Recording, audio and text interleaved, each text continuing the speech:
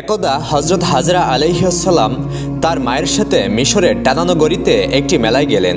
ওই মেলায় তৎকালীন বাদশাহ সাদুন এবং তার প্রধান উজির এমরান আগমন করল। বাদশাহ সাদুন হাজরার রূপ ও সৌন্দর্য দেখে মুগ্ধ হয়ে উজির ইমরানকে বলল, হে উজির, এমন সুন্দরী যুবতী এই রাজ্যে থাকা সত্ত্বেও তুমি তাকে আমার কাছে হাজির করোনি কেন? অথচ এটাই ছিল তোমার প্রধান কাজ। যাও, এই মুহূর্তে এই সুন্দরী যুবতীকে আমার সামনে হাজির করো, অন্যথায় তোমার গর্দান কাটা যাবে।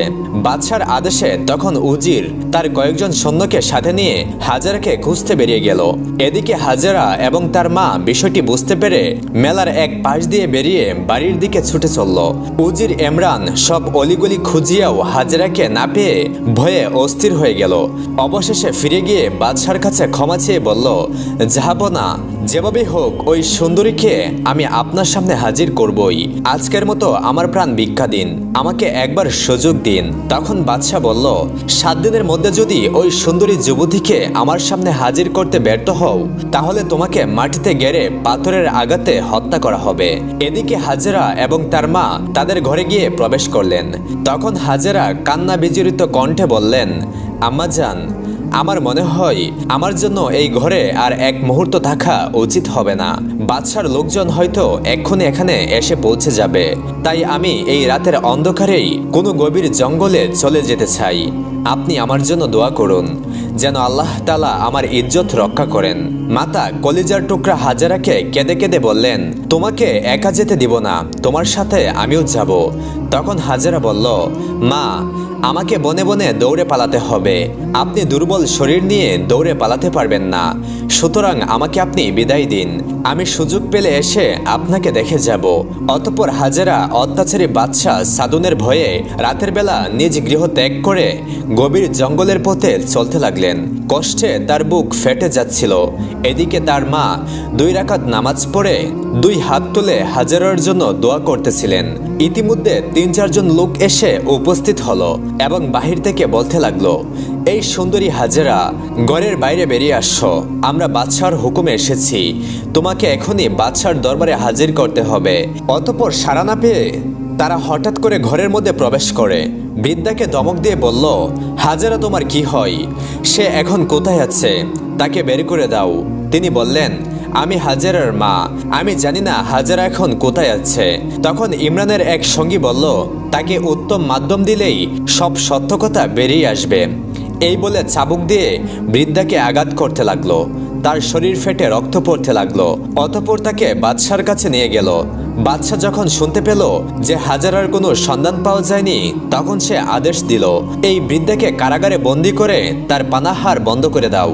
যতক্ষণ সে তার কন্যা কোথায় আছে তা না বলবে, ততক্ষণ এভাবেই রেখে দাও। বাদশার আদেশে হাজারার মাকে কারাগারে বন্দী করা হলো। চাবুকের আঘাতের কারণে তার শরীর দিয়ে রক্তের স্রোত বয়ে যাচ্ছিল এবং রক্তবমি হচ্ছিল। ফলে তিনি বেহুশ হয়ে সেখানেই মৃত্যুবরণ করলেন। এদিকে হাজেরা বাদশার ভয়ে গভীর জঙ্গলে লুকিয়ে রইলেন। এভাবে দিন অতিবাহিত হয়ে সন্ধ্যা হলো। অতঃপর রাত যখন একটু গভীর হলো, তখন হাজেরা লুকিয়ে লুকিয়ে নিজের বাড়িতে এসে উপস্থিত হলেন। এসে দেখেন ঘরের দরজা সম্পূর্ণ খোলা, ঘরের ভিতর কোনো আলো নেই। হাজেরা মা বলে ডেকে কোনো সাড়া পেলেন না। হাজেরা মাকে না পেয়ে এক প্রতিবেশীর বাড়িতে গিয়ে জিজ্ঞেস করলেন। তখন প্রতিবেশী বললেন, হাজেরা, তুমি এখানে কোথা থেকে এসেছো? বাদশাহ পুরস্কার ঘোষণা করেছে তোমাকে ধরার জন্য। আজ সকালে তোমার মাকে মারধর করে বাদশার লোকেরা গ্রেফতার করে নিয়ে গেছে। এই কথা শুনে হাজেরা চিৎকার দিয়ে কেঁদে উঠলেন। তখন প্রতিবেশী মহিলা বললেন, হাজেরা, তুমি একই করছো? গ্রামের লোকেরা একটু টের পেলেই তোমাকে ধরে নিয়ে বাদশার কাছে হাজির করবে। হাজেরা তখন চাপা কষ্ট বুকে দাফন করে চুপ হয়ে গেলেন। প্রতিবেশীর কাছে তার বৃদ্ধা মায়ের প্রতি অত্যাচারের কথা শুনে নিজের বিপদের কথা ভুলে গেলেন এবং তিনি বৃদ্ধা মাকে মুক্ত করার জন্য বাদশার কাছে যাওয়ার সিদ্ধান্ত নিলেন। কিন্তু হঠাৎ করে বাদশাহ সাদুনের কথা মনে পড়তেই তিনি সম্পূর্ণ থেমে গেলেন। তখন প্রতিবেশী মহিলা তাকে বলল, হাজেরা, এখানে থাকা তোমার জন্য নিরাপদ নয়, তুমি এক্ষুনি এখান থেকে পালিয়ে যাও। এই কথা শুনে হাজেরা গভীর অরণ্যের দিকে আবারও চলতে শুরু করলেন। এভাবে অনাহারে অসহায় অবস্থায় 5 দিন অতিবাহিত হয়ে গেল। ক্ষুধায় দুর্বল হয়ে গাছের পাতা চিবিয়ে খেয়ে ক্ষুধার জ্বালা নিবারণ করলেন। 6ষ্ঠ দিনে অত্যন্ত দুর্বল হয়ে গভীর বনের একটা বড় গাছের নিচে তিনি ঘুমিয়ে পড়লেন।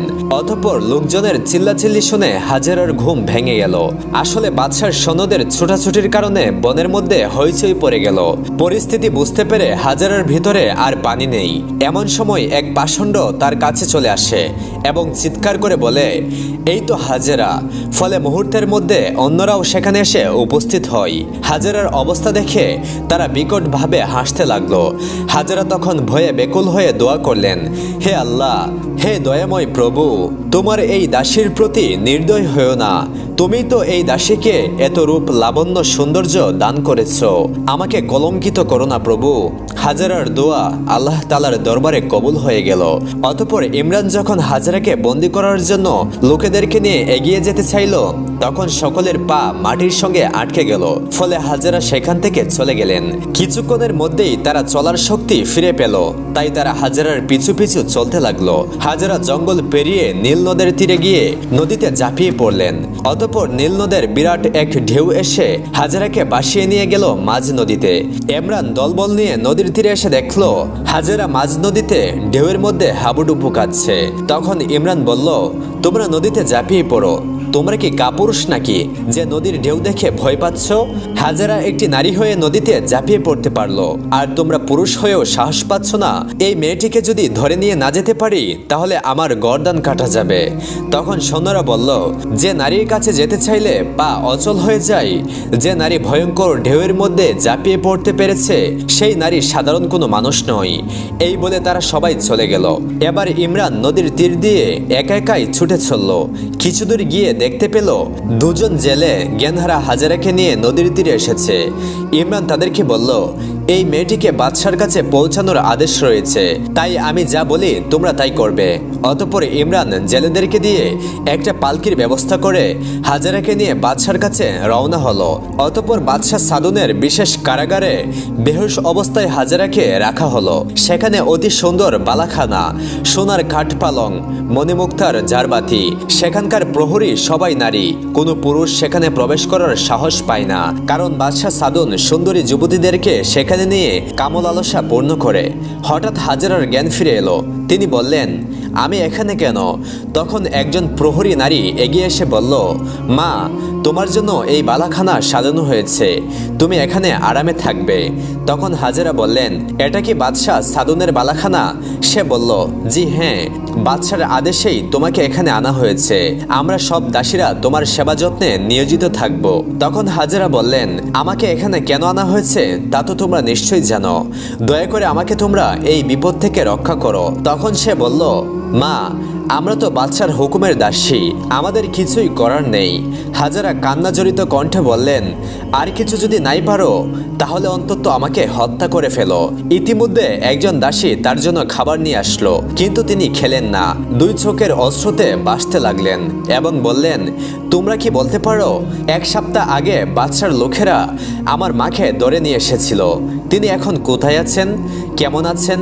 তখন একজন বলল, তুমি আগে খেয়ে নাও, তারপর তোমার মাকে খবর দেব। এই কথা শুনে হাজেরা বুঝে গেলেন যে তার মা আর বেঁচে নেই। তাই তিনি সেজদায় লুটিয়ে পড়ে কান্নায় কাতর হয়ে বললেন, হে আল্লাহ, হে দয়াময়, এই হতভাগিনীর কি অপরাধ ছিল? নিজের ইজ্জত বাঁচানোর জন্য কত বন জঙ্গলে ঘুরে বেড়ালাম, নীল নদে জাপ দিলাম, তবু তুমি এদের কবলেই আমাকে আবদ্ধ করলে। এমন সময় অদৃশ্য থেকে আওয়াজ এলো, হাজেরা, আমি আমার প্রিয় বান্দাবান্দিকে দুঃখ বিপদে ফেলে পরীক্ষা করে দেখি, তুমি ধৈর্য ধারণ করো। এই কথা শুনে হাজেরা বললেন, হে প্রভু, তোমার ইচ্ছাই তাহলে পূর্ণ হোক। এর মধ্যেই একজন দাসী এসে খবর দিল, মা, বাদশাহ আপনার সাথে সাক্ষাৎ করতে এসেছেন। এটা শুনে হাজেরা ঘৃণায় চোখ ফিরিয়ে নিলেন। তখন বাদশাহ সাদুন তার সামনে এসে বলল, কি হে সুন্দরী, আমাকে দেখে মুখ ফিরালে কেন? এখানে তুমি আর আমি ছাড়া আর তো কেউ নেই। আমাকে বরণ করে নিলেই তোমার ভালো হবে, আমি তোমার হয়ে যাব, আর এই ধনভাণ্ডার সবই তোমার হাতে তুলে দিব, এবং বালাখানার দাস দাসী সবাই তোমার সেবায় নিয়োজিত থাকবে। সুতরাং আমাকে বরণ করে নিয়ে আমার প্রেম লালসা মিঠাও। এটা শুনে ঘৃণায় হাজারার শরীর ফেটে যাচ্ছিল।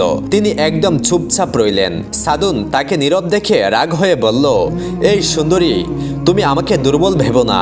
জীবনে আমি হাজার হাজার নারীকে ভোগ করেছি। আমার কথায় রাজি না হলে আমি জোর করে তোমাকে ভোগ করে ছাড়বো। এবার হাজারা বুদ্ধি খাটালেন এবং বললেন, এত অধৈর্য হলে কেন? তুমি যদি আমাকে বেগম রূপে বরণ করো সেটা হবে আমার সৌভাগ্য। সে ব্যাপারে সিদ্ধান্ত নেওয়ার জন্য আমাকে একটু সময় দাও। সাদুন এই কথা শুনে খুশি হয়ে বলল, বেশ ভালো কথা, তুমি সুস্থ হয়ে আমাকে যে আদেশ দিবে আমি তাই পালন করব। এই বলে সাদুন রাজ দরবারে চলে গেল। কিছুদিন পর বাদশাহ আবার এসে বলল, কি হে সুন্দরী, তোমার মতামত এখনো কি ঠিক হয়নি? আমি যে আর ধৈর্য ধারণ করতে পারছি না। হাজেরা বললেন, আমাকে আরো কিছুদিন সময় দিতে হবে। সাদুন বলল, তুমি কি আমার সঙ্গে চালাকি করছো? সাবধান, ভুল করো না। তুমি আমার হাত থেকে কিছুতেই রেহাই পাবে না।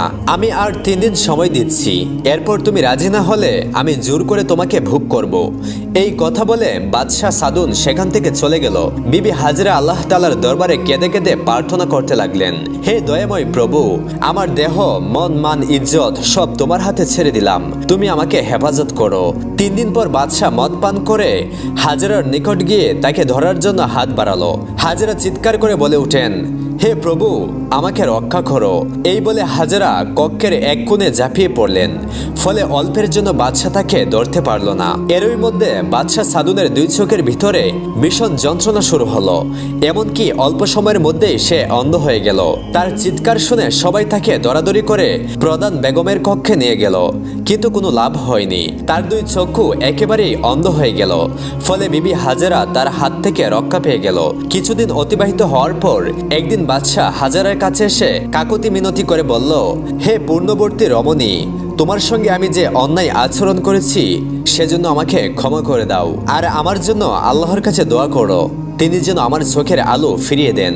বাদশাহ এভাবে বারবার কান্নাকাটি করায় বিবি হাজেরা আল্লাহর কাছে তার জন্য দোয়া করলেন। ফলে বাদশার একটি চক্ষু ভালো হয়ে গেল। ভালো হওয়ার পর বাদশাহ ভয়ে আর বিবি হাজেরার প্রতি অসৎ খেয়াল করেননি। কিন্তু সে পুনরায় উজির ইমরানকে হুকুম দিয়ে বলল, তুমি নিত্য নতুন সুন্দরী যুবতীদেরকে আমার সামনে এনে হাজির করবে, আর বিবাহিতা নারীদের স্বামীদেরকে হত্যা করে তাদের স্ত্রীদেরকে ধরে আনবে। অন্যদিকে আল্লাহ রাব্বুল আলামিন হযরত ইব্রাহিম আলাইহিস সালামকে বললেন, হে ইব্রাহিম, তুমি সিরিয়ার পথে যাত্রা করো। আল্লাহ রাব্বুল আলামিনের আদেশ পেয়ে হযরত ইব্রাহিম আলাইহিস সালাম সিরিয়ার পথে যাত্রা করলেন। একাধারে পথ চলতে চলতে নমরুদের রাজ্যের সীমানা অতিক্রম করে অন্য একটি রাজ্যে প্রবেশ করলেন তিনি। যখন তিনি খাজানা নয় অজানা নামক স্থানে পৌঁছালেন, দলে দলে মানুষ উত্তম পোশাক পরিধান করে একই দিকে ছুটে চলেছে। এমন দৃশ্য দেখে হযরত ইব্রাহিম আলাইহিস সালামের মনে এই ঘটনা জানার জন্য কৌতূহল তৈরি হলো। তখন তিনি একজনকে জিজ্ঞাসা করলেন, হে ভাই, দলে দলে মানুষ এত সুন্দর পোশাক পরে কোথায় যাচ্ছে? ইব্রাহিম আলাইহিস সালামের কথা শুনে উক্ত ব্যক্তি বলল, আজ 7 দিন যাবৎ এই রাজ্যের বাদশার একমাত্র কন্যা সারা খাতুন নিজের পছন্দ মতো বর নির্বাচন করার উদ্দেশ্যে দেশবাসীকে এক সভায় উপস্থিত হওয়ার জন্য আহ্বান জানিয়েছেন। সেই মর্মে হাজার হাজার মানুষ সুসজ্জিত বেশে রাজদরবারে উপস্থিত হচ্ছেন। কিন্তু এখন পর্যন্ত রাজকন্যা কাউকেই পছন্দ করেননি। যতদিন পর্যন্ত সে বর পছন্দ না করবে ততদিন পর্যন্ত এভাবেই বৈঠক অনুষ্ঠিত হতে থাকবে। অতঃপর হযরত ইব্রাহিম আলাইহিস সালাম এই কথা শুনে ওই বৈঠকে উপস্থিত হওয়ার জন্য ইচ্ছা পোষণ করলেন। নবী ইচ্ছা পোষণ করার সাথে সাথে আল্লাহ রাব্বুল আলামিন হযরত ইব্রাহিম আলাইহিস সালামকে আদেশ করলেন, হে ইব্রাহিম, আপনিও উক্ত বৈঠকে উপস্থিত হয়ে যান। আর শুনে রাখুন, আমার ফয়সালা হলো এই দেশের রাজকন্যাকে আমি আপনার সাথে বিবাহের ব্যবস্থা করে দেব। আল্লাহর হুকুম পাওয়া মাত্র হযরত ইব্রাহিম আলাইহিস সালাম ওই বৈঠকে যাওয়ার জন্য ইচ্ছা পোষণ করলেন। অতঃপর তিনি অন্যান্য জাতিদের সাথে আস্তে আস্তে রাজদরবারের দিকে রওনা হলেন। অল্প সময়ের মধ্যে তিনি রাজদরবারের এক বিশাল জনসমাবেশে এসে উপস্থিত হলেন। উপস্থিত হওয়ার পর হযরত ইব্রাহিম আলাইহিস সালাম লক্ষ্য করে দেখলেন উক্ত বৈঠকে এত পরিমাণ লোক উপস্থিত হয়েছে যে সামনের আসন তো দূরের কথা, মাঝখানেও ফাঁকা জায়গা বাকি নেই। তখন হযরত ইব্রাহিম আলাইহিস সালাম উক্ত মজলিসের একেবারে পিছনে গিয়ে অবস্থান করলেন। কোন কোন রিওয়ায়েতে এইভাবে বর্ণিত হয়েছে যে হযরত ইব্রাহিম আলাইহিস সালাম তখন উক্ত মজলিসে জায়গা না পাওয়ার কারণে তিনি একটি খেজুর গাছের নিচে গিয়ে আশ্রয় গ্রহণ করলেন। অতঃপর কিছু সময় পর দেখা গেল অপূর্ব সুন্দরী রাজকন্যা তার সহচারীদেরকে নিয়ে সমাবেশের মঞ্চে আসন গ্রহণ করলেন। তিনি মণিমুক্তা খচিত একটি তাজ হাতে নিয়ে জনসমাবেশে হাঁটতে শুরু করলেন। এক এক করে সকল প্রার্থীকে দেখে যেতে লাগলেন। এভাবেই সমাবেশের সকল মানুষের লাইন পাড়ি দিয়ে একেবারে শেষ প্রান্তে এসে উপস্থিত হলেন তিনি। এরপর হঠাৎ করে রাজকন্যার দৃষ্টি নিপতিত হলো হযরত ইব্রাহিম আলাইহিস সালামের দিকে। কেননা হযরত ইব্রাহিম আলাইহিস সালামের কপালে ছিল নূরে মুহাম্মাদি সাল্লাল্লাহু আলাইহি ওয়াসাল্লাম। সেই নূরের আলোতে সমাবেশের সকল জায়গা যেন ঝলমল করছিল, যার ফলে রাজকন্যার দৃষ্টি পুরো সমাবেশে কারো উপরে নিপতিত হয়নি, শুধুমাত্র হযরত ইব্রাহিম আলাইহিস সালামের দিকেই তার দৃষ্টি পতিত হয়ে যায়। এরপর রাজকন্যা আস্তে আস্তে হযরত ইব্রাহিম আলাইহিস সালামের সামনে গিয়ে উপস্থিত হলেন। ইব্রাহিম আলাইহিস সালামের কপালে যে নূর ছিল সেই নূরের উজ্জ্বলতায় রাজকন্যা আকৃষ্ট হয়ে গেলেন এবং এক নাগারে বেশ কিছু সময় হযরত ইব্রাহিম আলাইহিস সালামের দিকে তাকিয়ে রইলেন। অতঃপর রাজকন্যা মণিমুক্তা খচিত তাজটি হযরত ইব্রাহিম আলাইহিস সালামের মাথায় পরিয়ে দিলেন। রাজকন্যা যখন মণিমুক্তা খচিত তাজটি হযরত ইব্রাহিম আলাইহিস সালামের মাথায় পরিয়ে দিয়েছিলেন তখন সাথে সাথেই পুরো মজলিসের মধ্যে হাততালি দেওয়া শুরু হলো। অতঃপর সহচারীগণ ও প্রহরীরা এসে হযরত ইব্রাহিম আলাইহিস সালামকে তুলে নিয়ে গেল এবং রাজকন্যার আদেশে তাকে উত্তম রূপে গোসল করানোর জন্য একটি রুমে নিয়ে গেল। এরপর রাজদরবারের কিছু সংখ্যক কর্মকর্তা রাজার কাছে সংবাদ পৌঁছালো যে তার একমাত্র কন্যা বিবি সারা বর পছন্দ করেছেন। এই কথা শুনে রাজা অত্যন্ত আনন্দিত হয়ে গেলেন এবং তিনি ঘোষণা করলেন অল্প সময়ের মধ্যেই রাজকন্যার বিবাহ সম্পূর্ণ করা হবে। অতঃপর রাজা রাজদরবারের সকলকে উপস্থিত হওয়ার জন্য দাওয়াত দেওয়ার আদেশ প্রদান করলেন। রাজার হুকুম পাওয়া মাত্র রাজদরবারের লোকজন দেশের সর্বত্রে গিয়ে হযরত ইব্রাহিম আলাইহিস সালাম ও বিবি সারার বিয়ের দাওয়াত পৌঁছে দিলেন। এরপর নির্দিষ্ট দিনে রাজদরবার লোকালয় হয়ে উঠল। গায়ক, বাদক, বাইজি ও খাদ্য প্রদানকারী সকলে ব্যস্ততার সাথে রাজদরবারে হাজির হয়ে গেল। মহা ধুমধামের সাথে সকল প্রস্তুতি তারা গ্রহণ করলো। অতঃপর হযরত ইব্রাহিম আলাইহিস সালামকে রাজকীয় পোশাক পরিচ্ছদে সজ্জিত করা হলো। আল্লাহর নবী হযরত ইব্রাহিম আলাইহিস সালাম সেই সময়কার সকল লোকেদের চেয়ে সুন্দর চেহারার মানুষ ছিলেন। তার পাশাপাশি রাজকীয় পোশাকে যখন তাকে সজ্জিত করা হলো তখন তার সৌন্দর্য আরো বহুগুণে বেড়ে গেল। তাকে দেখে যেন মনে হতে লাগলো আকাশ থেকে ফেরেশতা নেমে এসেছে। মানুষ ধারণা করতে লাগলো এত রূপ কোনো মানুষের কখনোই থাকা সম্ভব নয়, যার কারণে সকলেই বলাবলি করতে বাধ্য হলো রাজকন্যা সারা তার জন্য যথাযথ যোগ্য বর পছন্দ করতে সক্ষম হয়েছেন। ইতিমধ্যে রাজা তার কন্যা ও সুন্দর দুলহাকে একটি মণিমুক্তা খচিত সিংহাসনে আরোহণ করলেন। উপস্থিত সকলেই তাদেরকে অভিবাদন জানালেন। এরপর উপস্থিত জনগণ আনন্দ ফুর্তিতে সমস্ত মঞ্চকে কাঁপিয়ে তুলল। আনন্দ ফুর্তি যখন শেষ হলো এরপর রাজার আদেশ অনুসারে একজন ইসলাম গ্রহণকারী ধর্মযাজককে ডেকে হযরত ইব্রাহিম আলাইহিস সালাম ও বিবি সারার মধ্যে বিবাহের কাজ সম্পূর্ণ করা হলো। এভাবেই এক মহা জুলুসের মাধ্যমে রাজকন্যা ও হযরত ইব্রাহিম আলাইহিস সালামের বিবাহের কাজ সম্পূর্ণ করা হলো। হযরত ইব্রাহিম আলাইহিস সালাম রাজকন্যার বর হিসেবে সমগ্র রাজ্যে বিরাট সম্মানের অধিকারী হলেন এবং আরাম আয়েশের মধ্যে জীবনযাপন করতে লাগলেন। চাকর নাকর, দাস দাসী সর্বদা তার পেছনে হুকুমের জন্য দণ্ডায়মান হয়ে থাকত। এভাবে হযরত ইব্রাহিম আলাইহিস সালাম উক্ত রাজ্যে কিছুদিন অবস্থান করলেন। অতঃপর একদিন আল্লাহ রাব্বুল আলামিনের পক্ষ থেকে হযরত জিবরাইল আলাইহিস সালাম এসে নবী ইব্রাহিম আলাইহিস সালামকে সংবাদ দিলেন, হে আল্লাহর নবী ইব্রাহিম, আল্লাহ রাব্বুল আলামিন আপনাকে সিরিয়ার পথে যাত্রা করার জন্য নির্দেশ দিয়েছেন। ইব্রাহিম আলাইহিস সালাম যখন জিবরাইল আলাইহিস সালামের মুখে ওহীর আওয়াজ শুনলেন, তখন তিনি নবুয়তের দাবি পালন করার উদ্দেশ্যে উদ্গ্রীব হয়ে উঠলেন। অতঃপর তিনি তার শ্বশুর রাজার কাছে গিয়ে উপস্থিত হলেন এবং তিনি রাজাকে সমস্ত ঘটনা খুলে বললেন। তিনি বললেন, আমি সাধারণ কোনো মানুষ নই, আমি এক আল্লাহ তাআলার পক্ষ থেকে প্রেরিত একজন নবী। অতএব এভাবে আরাম আয়েশের মধ্যে জীবনযাপন করা এটা আমার উদ্দেশ্য নয়। আমার কাজ হচ্ছে পথভোলা মানুষদেরকে আল্লাহর দিকে আহ্বান করা। আল্লাহ রাব্বুল আলামিন আমাকে আদেশ করেছেন আমি যেন এখান থেকে সিরিয়ার পথে যাত্রা করি। হযরত ইব্রাহিম আলাইহিস সালামের মুখে রাজা এসব কথা শুনে অত্যন্ত খুশি হলেন।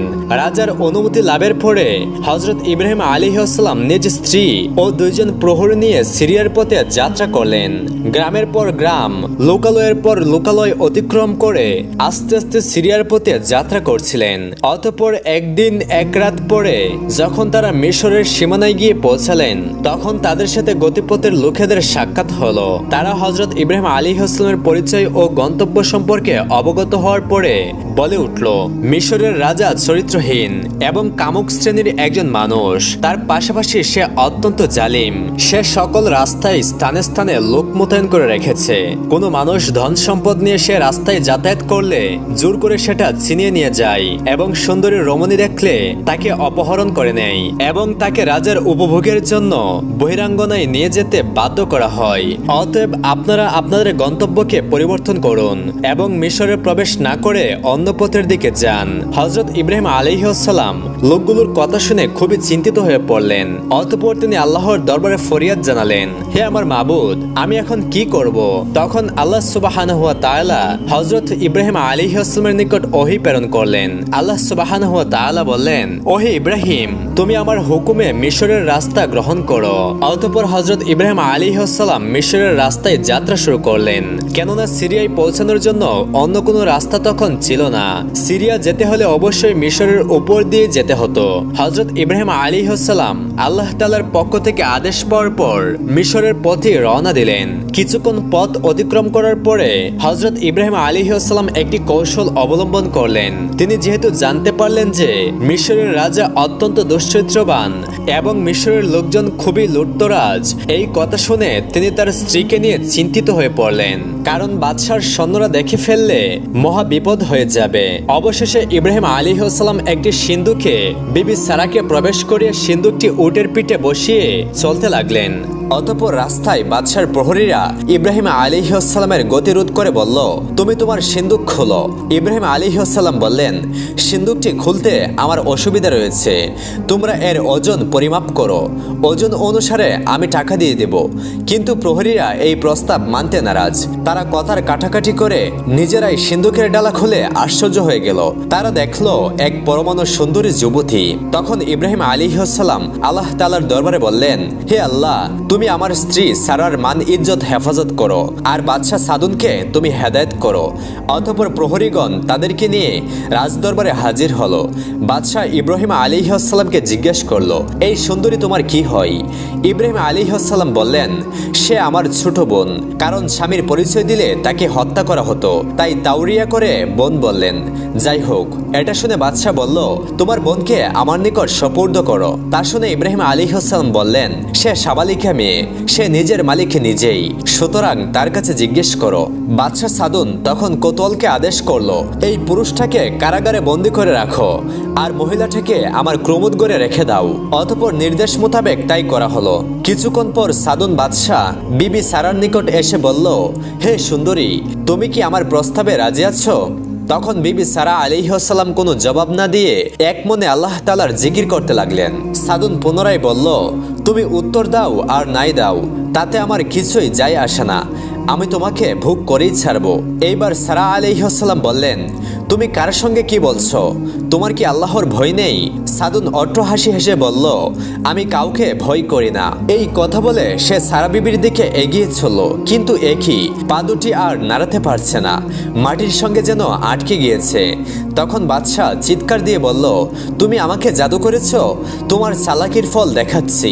এই বলে তার সমস্ত শক্তি দিয়ে ঝাঁপিয়ে তার কামবাসনা চরিতার্থ করতে চাইল, কিন্তু অপর হয়ে পড়ে তার কপাল ফেটে গেল এবং তার ভালো চোখ যুবকটির দৃষ্টিশক্তি আবারও হারিয়ে গেল। পুনরায় সে অন্ধ হয়ে গেল। এবার বাদশাহ বলে উঠল, তুমি আমার চোখের উপর জাদু করেছ, তুমি আমার কারাগারে বন্দী, আজ হোক বা কাল তুমি আমার হাতে ধরা পড়বেই। তখন বিবি সারা আলাইহিসসালাম বললেন, আমি জাদুকারিনী নই, আমি ইব্রাহিম আলাইহিসসালামের অর্ধাঙ্গিনী। তুমি আল্লাহর নবীকে কারাগারে বন্দী করে তার সঙ্গে খারাপ ব্যবহার করেছ, তোমার কঠোর শাস্তি ভোগ করতে হবে। যদি বাঁচতে চাও তাহলে আল্লাহর নবীকে মুক্ত করে দিয়ে তার কাছে ক্ষমা চাও। এই কথা শুনে বাদশার মনে মুচুর দিয়ে উঠল। হঠাৎ তার মনে পরিবর্তন এসে গেল। অতঃপর বাদশাহ সাদুন হযরত ইব্রাহিম আলাইহিসসালাম এবং বিবি সারাকে মুক্ত করে দিলেন। হযরত ইব্রাহিম আলাইহিসসালাম মুক্তি পেয়ে বাদশাহ সাদুনকে জিজ্ঞেস করলেন, হে বাদশাহ, তোমার এই অবস্থা কেন? সাদুন তখন কান্না বিজড়িত কণ্ঠে বলতে লাগলো, আমি না বুঝে আপনাদের সাথে অন্যায় করেছি, আপনারা আমাকে ক্ষমা করে দিন। আমি সারাটি জীবন অন্যায় করেছি, আল্লাহর কাছেও ক্ষমা চাইতে আমার সাহস হয় না। আমি কিভাবে মুক্তি পেতে পারি? আপনি তো আল্লাহর নবী, দয়া করে আমার জন্য একটু দোয়া করুন, আল্লাহ তাআলা যেন আমাকে ক্ষমা করে দেন। তখন হযরত ইব্রাহিম আলাইহিসসালাম বললেন, তুমি তওবা করে আল্লাহর নিকট ক্ষমা চাও। তওবা করে পবিত্র মনে ক্ষমা চাইলে নিশ্চয়ই আল্লাহ তাআলা ক্ষমা করে দিবেন। এই আশ্বাসবাণী শুনে বাদশাহ সাদুন আজীবনের সমস্ত কামনা বাসনা ত্যাগ করে আল্লাহর দরবারে ক্ষমা প্রার্থনা শুরু করলো।